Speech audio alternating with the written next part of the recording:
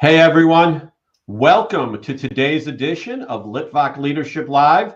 I am here with my new friend Can I speak today? Jamal Maxsam, and Jamal is a leadership coach. He helps different people in organizations. So Jamal, welcome to the program. Thank you. Thank you. It's nice to be on the show, and I appreciate the opportunity to talk. I'm excited to hear your story and how you help people. So before we jump into it exactly, tell everyone a little bit about your background, how you went from business to education to coaching. Oh, absolutely. So, I received my first leadership position at the age of 16, and that was when I went to work at a fast food restaurant. Initially, just because all of my friends were working there. That's what high school kids do. You go do what your friends do. And so I went there, became the store manager, was leading my peers and people, older than me, and then began to study leadership, graduated from high school, of course, pursued a degree in business management, minor in marketing kind of situation, went into business right out of college, working for a major automotive company. And I was working for a company that was contracted by them to do customer service and other things. And in that scenario, I just didn't like it. It felt dry. There was no passion in it for me. I didn't really enjoy it because it seemed to be the same thing over and over. And I really didn't feel like I was helping anyone. And so what I did was I switched to education because I understand that helping people learn and grow what is a way to help them realize their fullest potential. And I know that that's what I'm supposed to do. That's my life's mission. And so became a teacher, taught for a number of years, serving urban school districts and serving students of low socioeconomic status and teaching in some rough parts of different cities. And wanted to increase my impact even more. So became a principal, served in that role, turned around some struggling schools, helped grow schools, help schools, achieve by measuring student growth and all of that good stuff. Served as a principal for a number of years. Um, Went into the traditional public setting because my initial setting was in charter school. Went to a traditional public setting, served, became a principal on assignment to help turn around a high school, which was a new experience because most of my time had been with the K-8 scenario with the younger kids. Right. Then pre-COVID, the pandemic hit a lot of people, hit a lot of businesses, but my school district got hit prior to the pandemic. So imagine January of 2020, someone sitting down with you telling you, hey, you're doing great. This team here loves you. You're doing a lot of great things, helping them turn the school around, help with culture, help with procedures, help with strategy. Do you want to stay here when the school year ends? Or we could choose to send you somewhere else. I went from being able to think about that to the next month. Oh, this House bill just passed in our state. All of the traditional public schools are losing funding because of how this bill is written. All the districts around us are losing millions, including us. We have to make cuts. We can't cut a teacher, so we have to cut admin. And in those kind of dynamics, it's good when pay follows your performance, when you're performing well, and so your pay increases. But the downside to that, which nobody would think is a downside, is when someone looks purely at the numbers and says, if I cut this salary, it'll get me where I need. If I cut this salary, it'll get me to where I need. So when they start making cuts, they didn't look at the benefits that were being provided. They looked purely at the numbers. And so I was one of the individuals cut.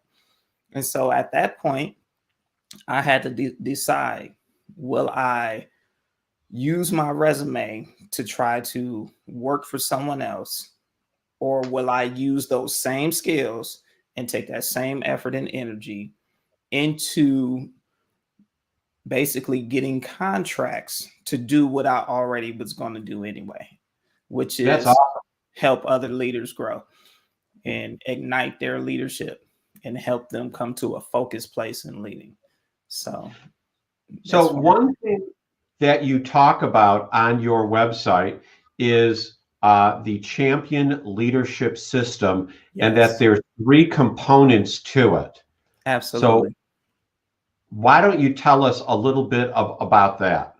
Yeah, so the champion leadership system is the system that I developed because I believe that when you lead, you need to lead like a champion. Because the characteristics of a champion is this: you're focused, um, you produce results, but you also know how to care for people, and you have that balance or that harmony of caring for people while producing results.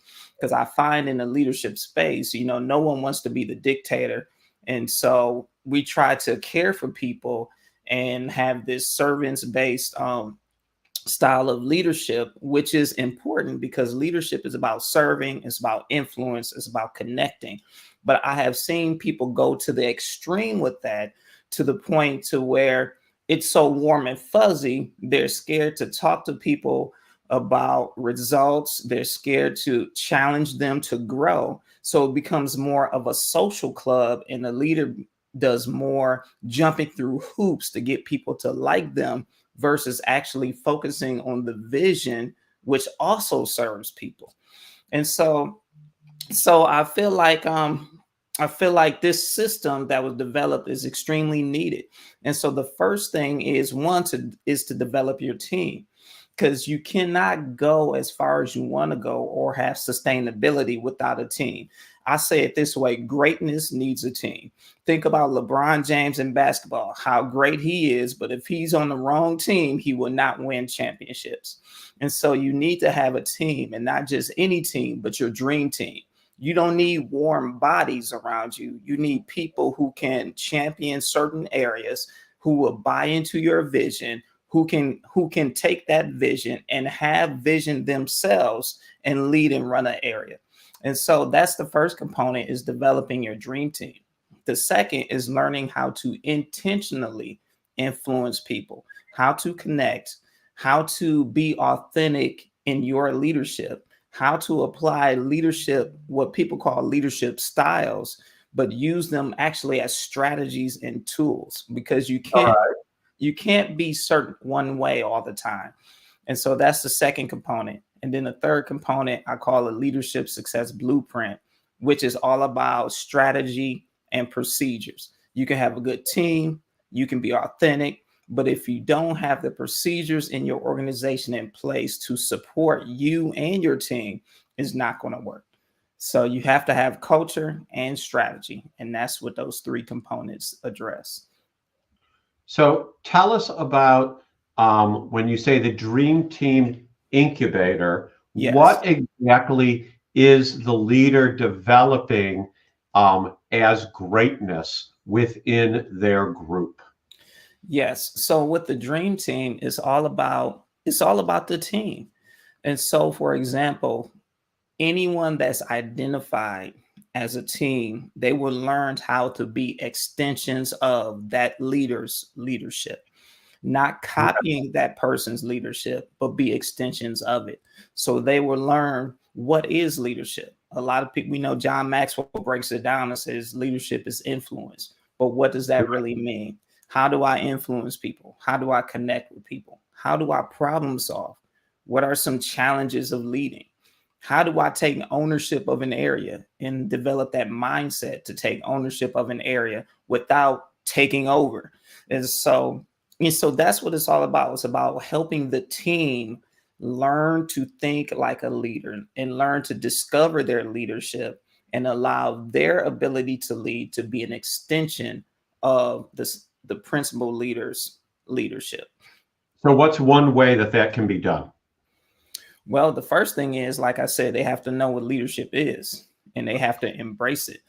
And the second thing is they have to know how to overcome typical challenges that come with leadership, like how to deal with the personalities of other people, how to be emotionally aware of how people are feeling in the moment, how they are feeling in the moment, so they can make sure that their communication doesn't come across as one way when they intend it to be another way.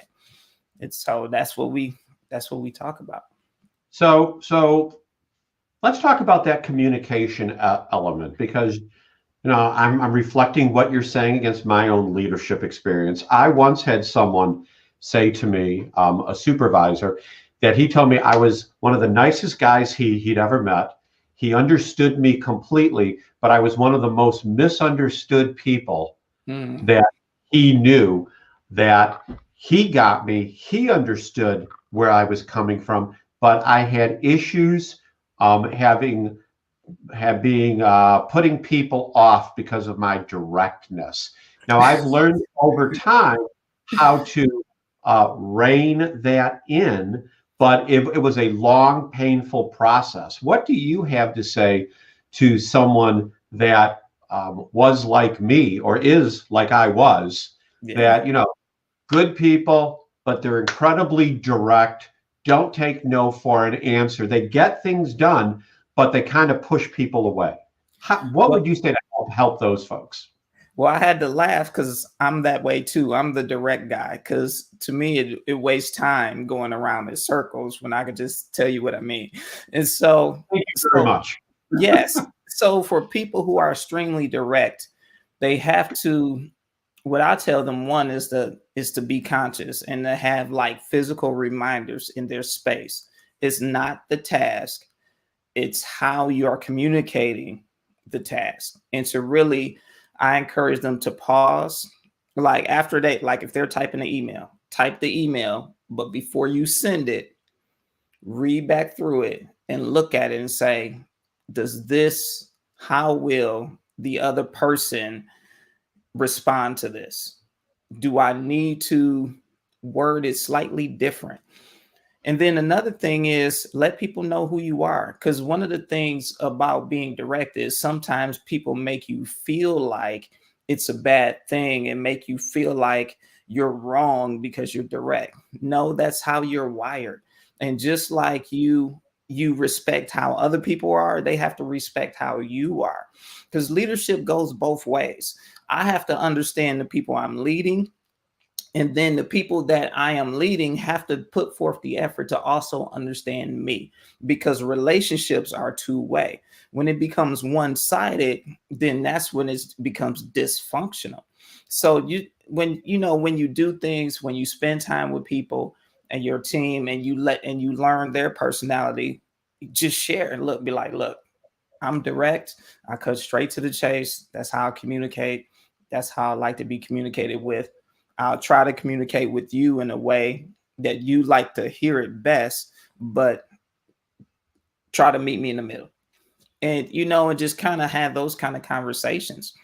Because if you can't be you because you are trying to be something that you're not, then that's going to cause your leadership to be inauthentic. And then they're going to stop responding because they're going to sense that something isn't authentic about you. So I advise people, one, to just read things over, then two, be okay with who they are, but communicate who they are to their team. It's interesting you talk about reading your email before you send it. One thing that I like to tell people is email has no tone. It is whatever tone the reader is assigning to it. So yeah. I've actually sent complimentary emails to people, but since they were in a bad place, they took it as sarcasm. Mm-hmm. And I have learned over time that, at least for me, sometimes the best way to work with some people is just to pick up the phone. Yes, face to face. And if you're having an email conversation, once you've hit, for me at least, the third back and forth, yeah, it's time to just pick up the phone and have a conversation. Yes. Because no one wins at that point. So you also talk about not only the Dream Team Incubator, but you also talk about, the intentional influence, does that say master? Yeah, master class. Yes. So let's talk about intentional influence. Tell us more about that. Well, I believe influence has to be intentional. In order, like we said, leadership is influence. And then I add to that definition, it's influencing people to accomplish the vision. Because there are so many influencers out there now, we have to make sure that true leadership is about influencing people to accomplish a vision. And so, and it's intentional, just like we were talking, when the way we communicate has to be intentional. It has to, one, be aware of people's emotional state in the moment, because like you said, whatever their current emotional state is how they're going to interpret things and interpret our leadership. Because they can love us one day when when things are going good for them. And I've experienced this as a principal.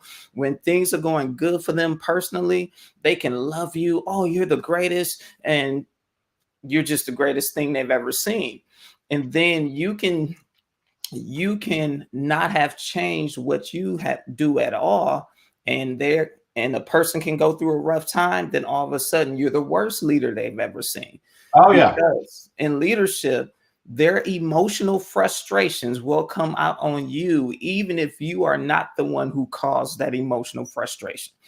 And so knowing that and being aware of that, we have to be intentional in how we connect with people, when we connect with people, and the boundaries we set with people. Because I just posted something earlier today. Talk about the boundaries. Yeah, because it's important. And I just posted earlier today that you can care for people while not being controlled by people. Because boundaries are, people want to be available for them when they need you, but you have to have a cutoff time. People should not have access to you all the time, because you need to be able to draw back, spend time with family. You know how they say, well, the leader should be the first one to arrive and the last one to leave. That's dysfunctional.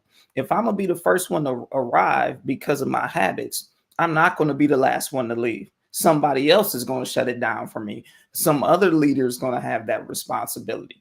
And so it's drawing those boundaries for longevity, limiting access when you need to, knowing what true leadership really is, so you don't have to try to fit some stereotype, being who you are as a leader. If you're not the warm, fuzzy leader, then don't try to be warm, fuzzy. You know, I can compliment like you. I would compliment in groups. I'd be like, oh, you guys are awesome. You guys are great. And then I would have people that would say, well, I like personal notes.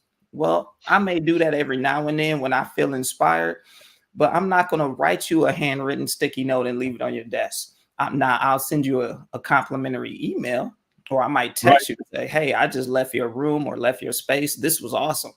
You know, I'll do that because of how I operate. And so my boundary is, I'm going to care for you, but I draw the line when it comes to trying to make me jump through a hoop and get into this performance-based, I call it performance-based love, where you love me, you like my leadership as long as I'm doing what you like, because that's not good.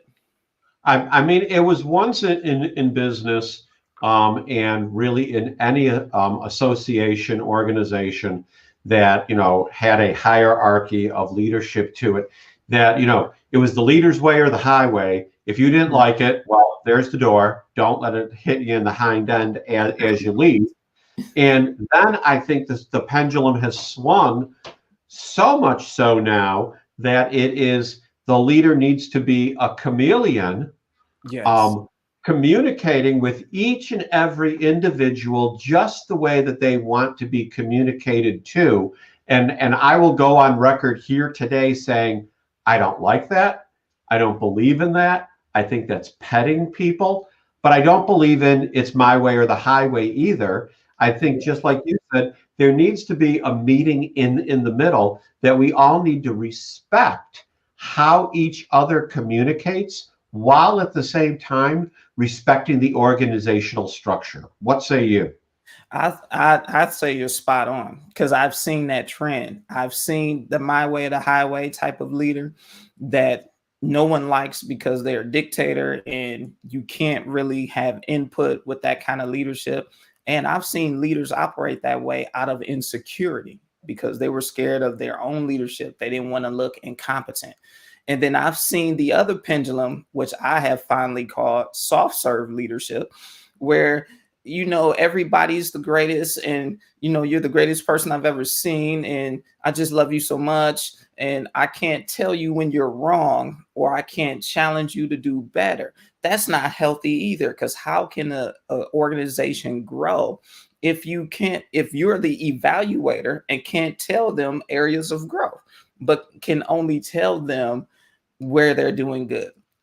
I experienced this. I'm telling you, as a principal, it was so funny. I had teachers asking me, because the evaluation system, you were excellent or, accelerated. And they were like, well, why am I not accelerated?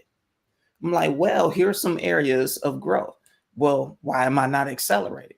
They just felt like because the culture had been, because I liked you and so many people told them they were the greatest thing ever, they just thought they automatically fit this category. And I'm saying, look, I do like you. You're cool. But here are areas where you were missing it in relation to this rubric we had to use. And so like you said, it has to be in the middle. I have to respect you for how you are, learn how you are, try to connect with you. But then at the same time, that has to be mutual. The person I'm leading has to respect me and learn how I am and try to connect with me. So then there's this harmonious operating together. I don't believe in dictator leadership, but I also understand that the leader's role is to be the leader. So you have to be the vision caster. You have to be the one that get people, that help set direction while empowering others to take on leadership role. Do you think we have done a disservice to those younger than ourselves? And I'm not going to guess your age, but I'm 55 years old. I have children that are in their 20s, and when my kids were younger, my son played baseball up until high school, and I sat on the board of the local athletic association that put on, organized all the local sports. And we had a debate one time, this is years ago, about whether we should be giving out participation trophies and certificates beyond T-ball. Because I took the side that I was all in favor for doing it for T-ball, but once you graduated from T-ball and the kids were pitching to you, okay, or there was pitch ball, even with the parents pitching, the coach pitching, that there were winners and there were losers, and that the kids needed to know that they weren't a loser, but their team lost, therefore they don't get a trophy. The entire culture back then of participation awards and we're giving out trophies for, there's 8 teams in the league and here's your 8th place trophy. 8th place trophy? 8th place trophy just made me physically ill at the time. But I know everyone doesn't agree with that. What do you think, Jamal? At what level, at what age, have we done our children who were children then, who are now adults, a disservice by just telling them forever, you're great, you're great, you're great, regardless of how they did? I do believe we've done a disservice. Now, I do think we need to tell them, yes, you're great, you're great, you're great. But we also need to let them see the reality of when they missed the mark. Okay, you didn't win this time. And right. So we have to help them process, okay, you missed the mark. Another team won this time. It meant that they performed. It doesn't mean that they are better as individuals. It means that they performed better and that they developed their skills to a higher degree. Now, how do they put in more effort? Exactly. The kids that lost may have been trying harder, but they weren't good. Right. They didn't have, their skill wasn't there yet. And so, so it's important that people know that, because I feel like when we get adults who didn't learn that, they have trouble dealing with how to recover when things don't go exactly the way they want it.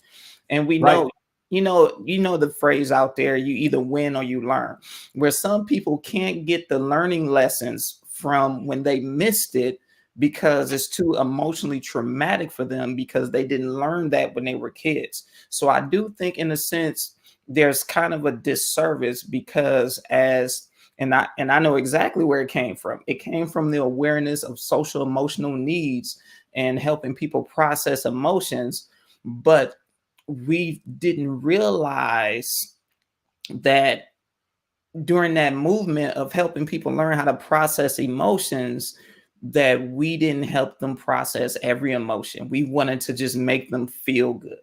And and that's not life. People will always feel good, but it's based on their perspective and how they handle situations. And so we have to teach them how to handle when things don't go like you want. How do you still feel good about yourself while understanding you need to improve? And so I do believe that that was something we kind of missed it there. I mean, which aids to the mental health crisis that we're dealing with now. So when you look at the leadership success blueprint, I want to ask you, is it, and I'm sure I'm oversimplifying, but what you're talking about is setting up a repeatable system. Like I heard on the radio today, either today or yesterday, Dave Winfield, when he was the top batter, he was the highest paid athlete in the profession in Major League Baseball at one time. But he went to batting practice every single day. Highest paid player in the league. Michael Jordan, when the best ever in basketball. I'm sorry, LeBron fans. Michael's my guy.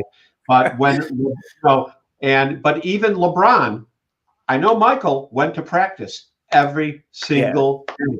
And he practiced with his team. He practiced by himself. The stories are legendary that Michael would show up and be shooting free throws for an hour before the team even showed up. Now, if Michael Jordan needs a blueprint on how to be successful, what do we need? Yeah, and that's exactly what that's talking about. That's more of to my aligned approach that handles the processes and procedures, because it's all about setting yourself up for success. Because a lot of people have ideas, they're leading, they have teams, but when you look at how their business or organization is run, they don't have systems in place that support what they're trying to do. And so so that blueprint is all about looking at what you have going on and just saying, look, we need to put this in place, or tweak this or tweak that so that your business can run smoothly, which will support your team. Because a lot of times when leaders get caught in what I call the reaction cycle, where they're running around constantly spending their day reacting to problems. Oh, this came up, need to address that. This came up, need to handle that, need to handle that, need to handle that, is because that's a systems issue. And so the blueprint is to end that cycle of reacting so that systems are in place and leaders can focus on doing what they're supposed to do, leading. So who do you work with? Do you work with individuals? Do you work with companies, entering leaders, established leaders? Who do you work with, Jamal? Well, I work with individuals and companies. So I work with business owners who have 0 to 100 employees.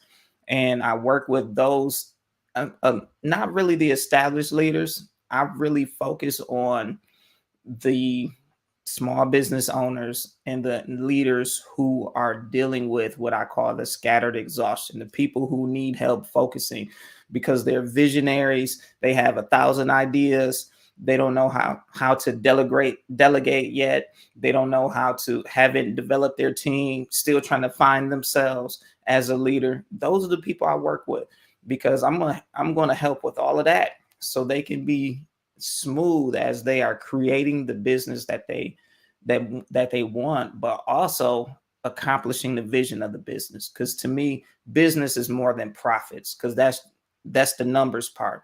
Business is about transformation. And so in order to bring the transformation that causes profits, I help people get focused. That is awesome. So we've reached the point in the show where we're in the final few minutes. We've gone just about 30 minutes. And what I'd like you to do now is speak directly to the audience about how they can find that champion leader within themselves. Absolutely. So, you know, wherever you're watching this, whether it's live or in a replay, there's a champion inside of you. You were born as a champion. And just like we were talking about, there may have been areas where you may have been coming up short because you have a lot of ideas and you're trying to get focused. And it seems like all of these great ideas, you can't bring them to fruition, and you're trying to articulate them, but people don't understand you. And so don't think it's strange that happens to a lot of people. You are just a creative leader. It's okay to have an idea and to be in your genius zone by getting ideas. But what I can help you do and what I specialize in is helping you get focused. Because what good is an idea if you can't bring it to life and see it have the impact that you want it to have? It's like birthing a child. You carried it, you nurtured it on the inside, but now it's time to push it out so that everyone in the world can benefit from what's inside of you. And so to be a champion, you have to be focused. You have to allow other people to help you take care of this idea, this baby, and you have to have systems in place for the long-term care of it. And that's what I do. I can be your igniter, and I can help you lead like a champion. That is phenomenal. Jamal, thank you so much for being on the show today. I know you've helped me. You've given me an outline of things to review and fold into my own business and my own lifestyle. And I know you've helped others too. Well, thank you. I appreciate that, Sean. It was great to be on. So everyone else, that's Litvak Leadership Live for today. We'll be back tomorrow at the same time with another person talking about another subject, but it's still going to be all about leadership. You have a great day now. Be blessed.